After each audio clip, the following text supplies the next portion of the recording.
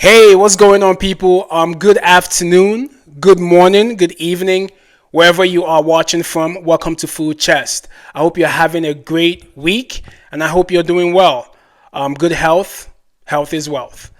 All right, and yeah, if you haven't done so, kindly subscribe to the channel, comment, like, engage. I'm looking forward to hearing from everyone.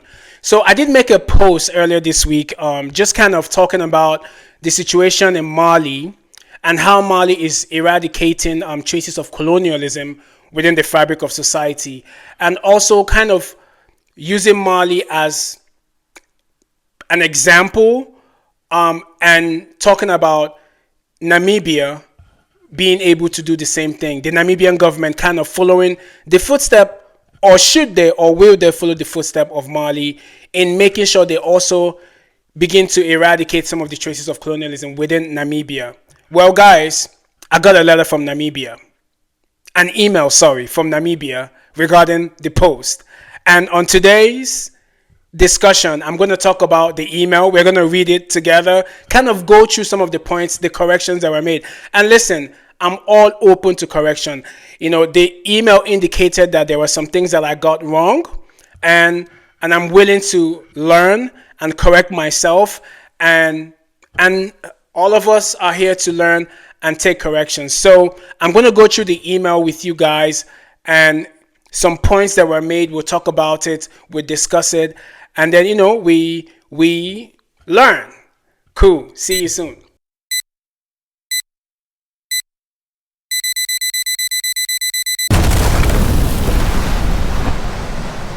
All right, so I'm going to go ahead and open up the email and just kind of go through some of the points that were made. Again, just if you haven't yet watched that video, you can watch it before you watch this one.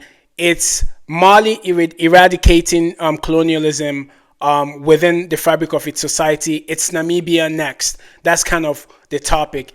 It's just the next video, and I'm going to have a link to it on this video as well, so you can watch it and so you can catch up and kind of understand where I'm coming from, and also how I got this great email. And I love this because it means that people are paying attention, people are engaged to the channel. So let's go. Food chest.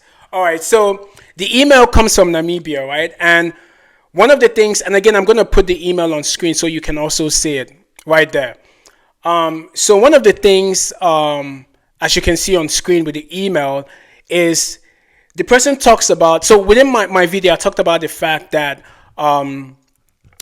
Namibia, Germany had, as if you don't know, Germany colonized Namibia.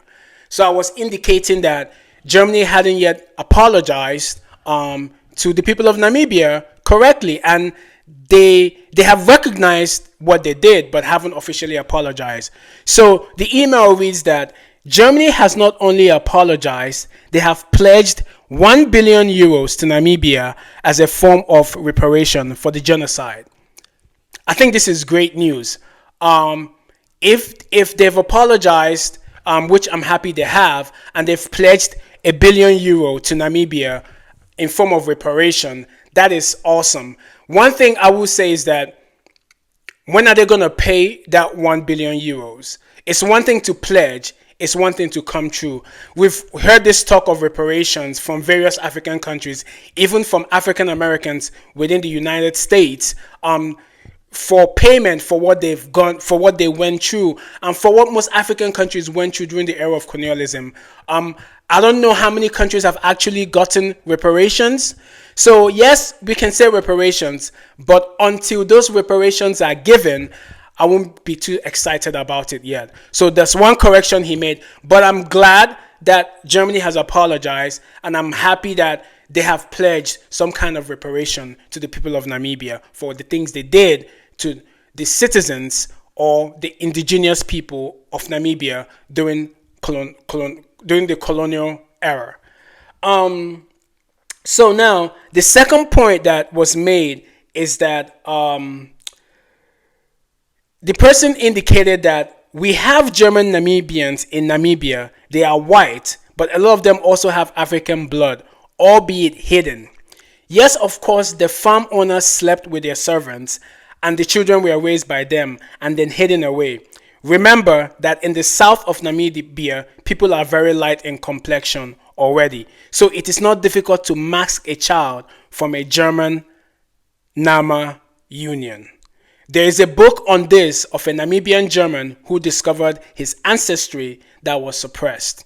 So this is in relation to what I mentioned about the fact that when German soldiers had affairs with Namibian women, they not affairs that was agreed upon. So forced affair on Namibian women. I have to be careful with the language I use. So when the soldiers had forced affair with Namibian women, the offsprings that came about were used for experimentation. So I guess he's referring to the fact that yes, this is right. However, there are Namibian whites as well now that recognize themselves as Namibians, which is great. And that wasn't the context. And I want to stay in context. So the context of my post wasn't like really talking about or comparing Namibia to Mali. I was only indicating the fact that Mali is removing street signs, which reminds them of colonialism. If you go to Namibia, you see a lot of street signs as well. So I was just indicating that Namibia could do a thing or two about removing street signs. So that was the context where I was coming from. But again, I'm willing to kind of have the discussion with, from the email from this great subscriber and listener from Namibia. Really appreciate you doing this. And Pancho, thanks a lot. So of course, there are white Namibians and things like that. And also, he talks about a book. There's also a movie called The White Line. It's a Namibian. It talks about, the time in Namibia where I think that movie is on Amazon Prime, in case anyone is interested in it. It talks about a time in Namibia. It illustrates the time when, the blacks couldn't marry the whites. And then there was this housemaid who ended up marrying she was a maid for a lady who was a bit prominent. Then the brother to the lady came to their house and they were interested in each other. And then the lady who she was serving sent her to help out the brother. And from then they fell in love and they had an affair. And then they had a child, and the child was hidden for a while. And later on, at the end of the movie, when Namibia got its independence, the child was able to kind of reunite with the father. Very interesting movie. If you have a chance, watch it. It's the subtitles are English. If you the movie is in Namibian language. So just letting you know. But yeah, let's go on to the email. Okay, so another point that Pancho makes is that he says Mali is a country that cannot be compared to Namibia. They have a weak democratic institution and Wagner Russian group present, apart from other paramilitary units there as well. Change of street names has been happening, but it's also controversial in our country. So before I proceed, let me just address that whole comparing Mali to Namibia and that Mali has a weak democratic institution. Of course, we know. Now, I don't want to get into who has a stronger democratic institution, because if you've watched my previous videos, one thing I do talk about is that the forms of governance within Africa, democracy as a form of government, is it really the best form of government for all of Africa? It's one of the questions that I often ask, taking Rwanda as an example. So if we say that the democratic system in Namibia is stronger than that in Mali, well, that's really subjective, right? Because even now, Mali is under a military regime, and they've been under democratic regime for a while. And from all we can tell, it might have not worked out well. And within this military regime now, people are kind of saying this is working for them. So yes, you're right. Namibia has a great democratic system. I've been to Namibia before, and everything was great. And again, I love the country Namibia. Everything was good. Roads are good. Electricity. There wasn't any problem with electricity when I was there. The people are nice. Good food. Everything awesome. Like, great country.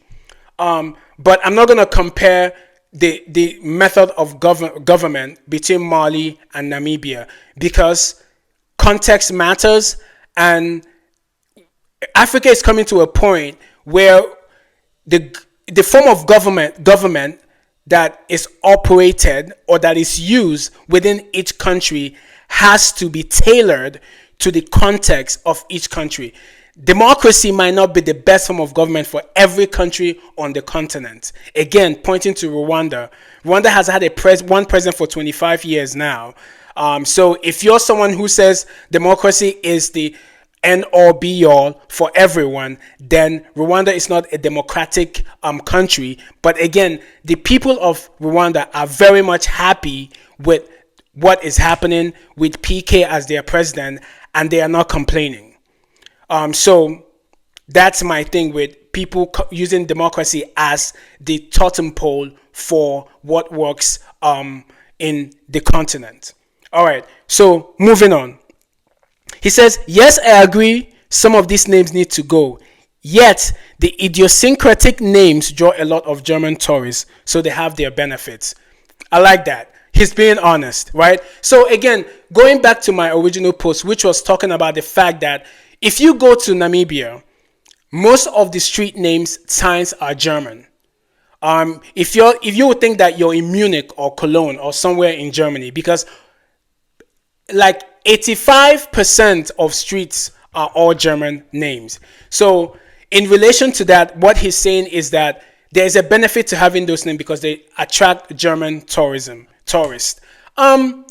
That's a bit, I don't know how to really, I think that whether or not you have street names that are German or not, if people want to visit your country, they will still, people don't visit because of street name, they visit because the quality of tourism and the attraction and things that need to be seen. But I do kind of see where he's coming from. I do agree to a certain extent that yes, that might be a trigger for Germans to be more comfortable to come to Namibia for tourism. That brings me to another thing as well. I think that most African countries, and shouts out to Kenya. Kenya does a good thing in terms of using its tourism as a kind of a kick for the economy, because tourism in Kenya is huge and they charge you. They make money off of tourism a lot. Countries like Nigeria need to do something like that. I don't think the tourism sector in Nigeria is properly organized and properly geared towards really fueling part of the economy, because a country should not rely on one source. There are various ways to make money. Almost all African countries have some kind of tourism, just like Caribbean states as well. So, yeah. So I agree with him. I think that, using that as a means to attract tourism, it's great. So yeah, that's another thing that he highlighted, which is something I mentioned. So he also mentions that, one thing he mentioned that, during my video, I talked about the fact that I was stopped by a police officer in Namibia, and he wanted me to pronounce Windhoek with a V, Windhoek. So he talks that the email mentions that the pronunciation of Windhoek with a V is not just German, it is Afrikaans. That is what the officer was referring to, as most Namibians over a certain age speak Afrikaans. That is interesting, and I appreciate that he highlighted that. I didn't know that. However, one of the questions that come to mind when I read that was that, is Afrikaans an indigenous language on the continent within South Africa, or is that a language that was created by colonizers in order to have something to use to further discriminate? Because I've also heard that in some countries in Southern Africa, speaking Afrikaans is a gateway to get some kind of jobs. I don't know too much about it, but I have heard that, especially when I was in Cape Town, I did hear that for some jobs, you have to speak Afrikaans. So the question I will have regarding that is that I understand that, yes, it's a language that is spoken, but where is that language coming from? And is that language, the way it's used, is it indigenous to the people, or is it a language that was brought about for other means? We don't know yet, but I do understand what he's saying by indicating that The officer probably it's an older man. He was a kind of older man, and so therefore he's used to Afrikaans and he's used to that pronunciation. So hence he's correcting us to pronounce windhoek with a V instead of a W. And yeah, and again, he talked about the. I mentioned in that video that when I went to the restaurants in Namibia, there was a certain look that I was given as someone who is African eating in a predominantly German restaurant with mostly Germans or white Namibians. So the look was not a bad look. I think it was a look of more of a surprise seeing someone. In terms of like, hey, can he afford to eat here? That was the kind of look that it was. But all in all, I did enjoy my time in Namibia. Namibia is a great country. I love it, and I'll definitely be back. But one thing, Pancho, thank you for this email, and thanks for your corrections, and thanks for highlighting and helping with the discussion and helping other people understand some of the situations in Namibia and some of the things that are being done to kind of eradicate the traces of colonialism within the fabric of society, which I believe helps the psyche of the people and also help people appreciate those who really fought hard for Namibia's independence. So yeah, thanks so much, and I appreciate that. And yeah, if you have any questions or any comments about it, hit me up. Let's have the discussion again. And thanks for watching Food Chest. Peace, guys.